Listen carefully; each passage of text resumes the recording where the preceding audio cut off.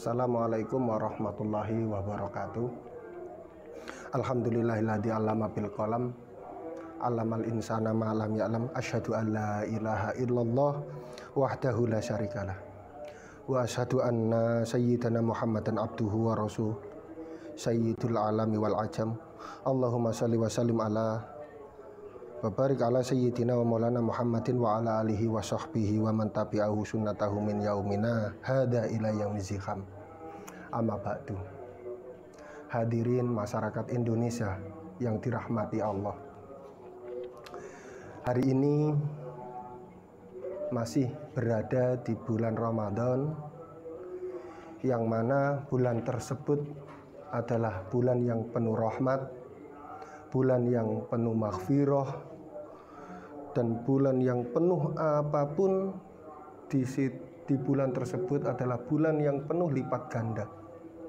Ketika kita beribadah, maka ibadah kita akan dilipat gandakan, dan ketika kita sholat pun sholat kita dilipat gandakan. Maka dari itu marilah kita memperbanyak sholawat, memperbanyak sholat sunnah, memperbanyak zikir, dan tak lupa memperbanyak mencari ilmu. Maka ketika kita membahas ilmu, ketika kita membahas ibadah, kita tidak luput tentang hal yang namanya mencari ilmu tentang ibadah tersebut. Banyak hadis yang menjelaskan tentang keutamaan mencari ilmu, dan banyak juga ayat-ayat Al-Quran dan lain sebagainya yang menjelaskan tentang keutamaan mencari ilmu. Nah, inilah yang membedakan antara orang yang soleh dan orang yang bodoh istilahnya ya. Orang yang soleh ketika dirinya beribadah, dia tahu akan ibadah tersebut. Tapi orang yang bodoh, dia tidak akan tahu ibadah tersebut dan makna ibadah tersebut apa. Ketika orang yang bodoh sholat, maka dia hanya mengikuti apa imamnya, dan hanya mengikuti pendahulunya. Tapi ketika orang yang soleh, dia tahu makna sholat tersebut, dia tahu makna ibadah tersebut, maka amal-amalnya akan lebih baik daripada orang-orang yang bodoh. Ada sedikit cerita perbedaan orang Yahudi dan orang Nasrani. Kalau orang Yahudi itu kehilangan amal, dan orang yang Nasrani itu kehilangan ilmu. Orang Yahudi memperoleh kemurkaan, dan orang Nasrani memperoleh kesesatan. Di mana orang tersebut kehilangan amal, maka kemurkaanlah yang didapat. Dan ketika orang tersebut kehilangan ilmu, maka kesesatanlah yang didapat. Nah, ketika kita tarik dari situ, antara amal dan ilmu harus kita satukan. Ketika kita beramal, kita tahu ilmu dari amalan tersebut, dan ketika kita berilmu, dan kita juga akan mengamalkan ilmu tersebut. Nah, itulah gandengan antara ilmu dan amal. Banyak orang yang menyangka bahwa hanya memperbanyak amalan-amalan sudah mendapatkan jaminan surga. Tapi perlu kita ingat, alangkah lebih banyaknya lagi ketika kita sekali beramal dan dicatat berkali-kali lipat. Dan itu adalah syaratnya kita berilmu. Dan bahkan ada juga orang yang beramal tapi nerakalah yang didapat. Seperti ada ayat yang menjelaskan wa qadimna ila ma amilu min amalin faj'alnahu haba'an mantsura. Dan kami hadapi segala amal yang mereka kerjakan, lalu kami jadikan amal tersebut bagaikan debu yang berterbangan. Itu adalah salah satu orang yang beramal dan tidak mengetahui keilmuan amalan-amalan tersebut. Nah, Ketika kita tidak mengetahui amalan-amalan tersebut, keilmuan amalan-amalan tersebut, maka saya yakin mereka hanya sholat, mereka hanya ibadah karena hanya mengikuti saja. Bahkan banyak yang beribadah tetapi tujuannya tidak karena Allah. Lah, mungkin dari situlah ketika kita beribadah tapi tujuannya tidak karena Allah, maka amalan-amalan kita yang akan menjerumuskan kita ke dalam api neraka.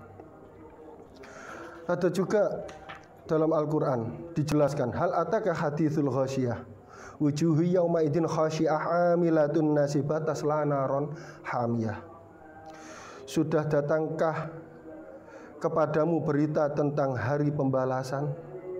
Banyak muka pada hari itu tunduk terhina, bekerja keras lagi sangat, tapi memasuki api neraka yang sangat panas. Dijelaskan Ibnu Abbas, mereka khusyuk akan tetapi tidak bermanfaat amalnya. Dijelaskan lagi dalam kitab Ibnu Katsir, dia telah beramal banyak dan berletih-letihan. Arti berletih-letihan di situ adalah berletih-letihan untuk menjalankan amal-amal tersebut. Akan tetapi yang diperolehnya adalah neraka. Lah, disitulah mereka beramal yang tanpa berilmu. Maka sahabat-sahabat sekalian, sahabat-sahabat saya Indonesia sekalian, marilah kita berilmu, marilah kita mencari ilmu yang mana itu adalah sebagai landasan kita untuk kita beramal, yang mengakibatkan setiap orang termasuk kita terjerumus dalam sebuah kesalahan dan dosa. Dari salah satu hal yang kita ucapkan maupun kita lakukan adalah disebabkan kita tidak mempelajari ilmu dan yang menjelaskan tentang hukum tersebut. Jadi masyarakat kita lebih banyaklah beribadah tapi tidak faham ibadah tersebut. Seperti yang saya jelaskan tadi. Ada ayat lagi menyatakan, yarfa'il ladina amanu minkum waladina utul ilma darajat wallahu bima ta'maluna khabir.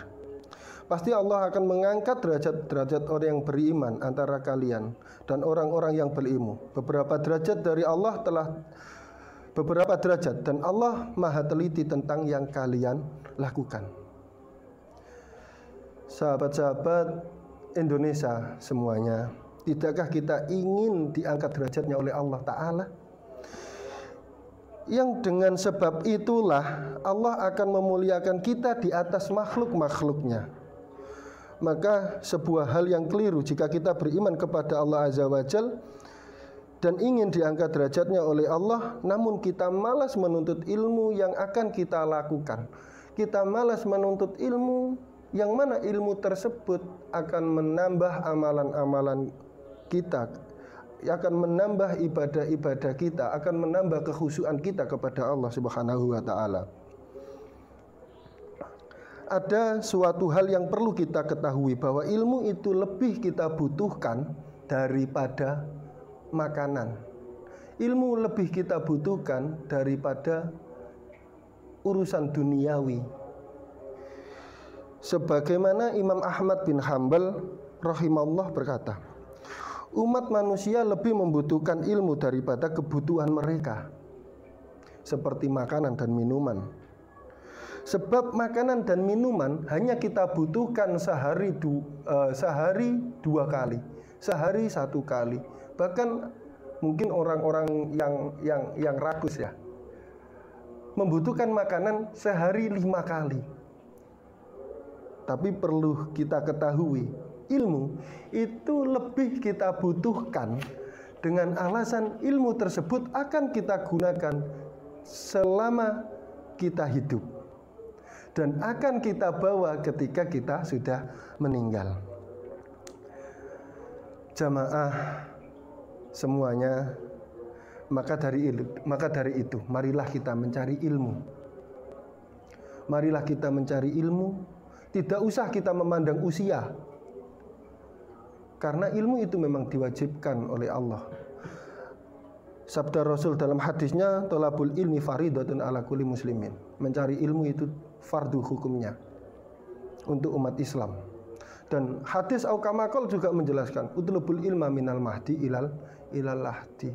Artinya kita disuruh untuk menuntut ilmu hingga di ujung usia kita.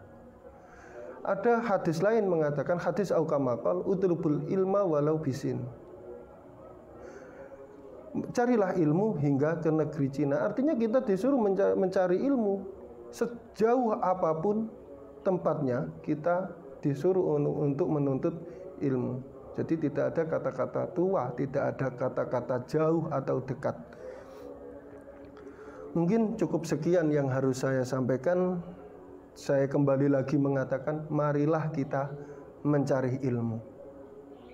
Entah umur kalian 60, entah umur kalian 10 tahun, entah umur kalian 100 tahun, tetap marilah kita mencari ilmu. Sekarang banyak media-media untuk ilmu, tapi tidak saya sarankan untuk ketika kalian belajar mencari ilmu hanya di media saja.